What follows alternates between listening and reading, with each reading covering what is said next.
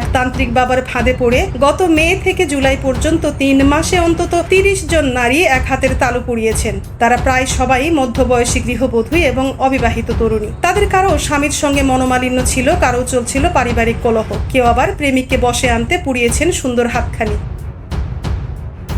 শুধু কি সম্পর্কের জোড়া লাগাতে গিয়ে হাত পুড়েছে তাদের? ভুক্তভোগী কারো কারো ভাষ্যে মিলল আরো ভয়ঙ্কর তথ্য।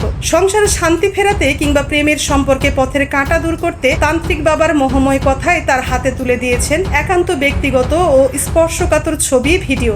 সে ছবি আর ভিডিও দিয়ে জিম্মি করে অনেকের কাছ থেকে টাকা হাতিয়ে নেন তান্ত্রিক বাবা। কেউ কেউ হন শ্লীলতাহানির শিকারও। সম্প্রতি এক অনুসন্ধানী প্রতিবেদনে উঠে এসেছে ভয়াবহ এমন চাঞ্চল্যকর তথ্য। ফেসবুকে অন্তত 7টি পেজ খুলে দীর্ঘদিন থেকে এ ধরনের প্রতারণা করে অর্থ হাতিয়ে নিচ্ছিল আব্দুস সবুর নামে কথিত এক তান্ত্রিক গুরু। সম্প্রতি পুলিশের অপরাধ তদন্ত বিভাগ সিআইডির হাতে গ্রেপ্তার হয় ওই প্রতারক। তাকে জিজ্ঞাসাবাদে উঠে আসে ভুক্তভোগী নারীদের স্পর্শকাতর ছবি ও ভিডিও হাতিয়ে ফাঁদে ফেলার তথ্য।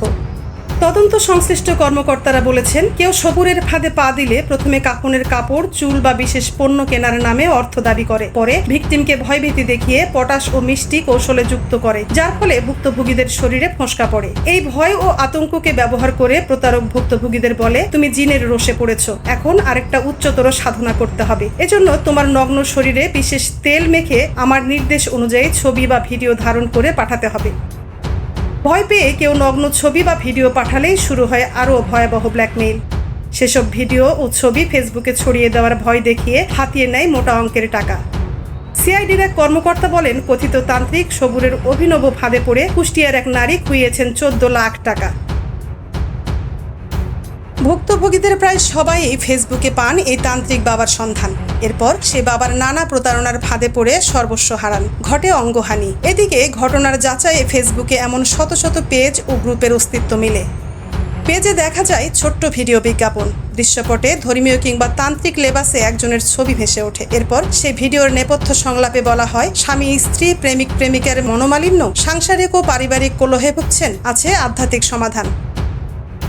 সেই সঙ্গে আওড়ানো হয় ধর্মীয় নানা বাণী। বলা হয়, বিশেষ কোনো জায়গা থেকে দীর্ঘদিন ধ্যান সাধনা করে আধ্যাত্মিকতা লাভ করা বাবা তান্ত্রিক সমস্যার সমাধান দিচ্ছেন। বিজ্ঞাপনের সময় স্ক্রিনে ভেসে ওঠে মোবাইল ফোন নম্বরও। দীর্ঘদিনের প্রেম ভালোবাসা, সংসারে অশান্তি দূর করে শান্তি ফেরাতে সেই নম্বরে যোগাযোগ করতে অনুরোধ করা হয়। ফাঁদ পাতার শুরু সেখান থেকে। সেই নম্বরে যোগাযোগ করেন অনেকেই। এরপরই তান্ত্রিক ফাঁদে পড়ে খোয়ান অর্থ সম্পদ, হয় অঙ্গহানি, সঙ্গে যায় সম্মানও। এই তান্ত্রিক সাধক সবুরের ফাঁদে পড়ে এভাবে অন্তত 30 নারী তাদের জীবনে সর্বনাশ ডেকেছেন। এ বিষয়ে দেশের অন্যতম দৈনিক কালবেলায় একটি পূর্ণাঙ্গ প্রতিবেদন প্রকাশ করেছে। মারিয়া নূর, নিউজ ডেস্ক, সময়ের কলম।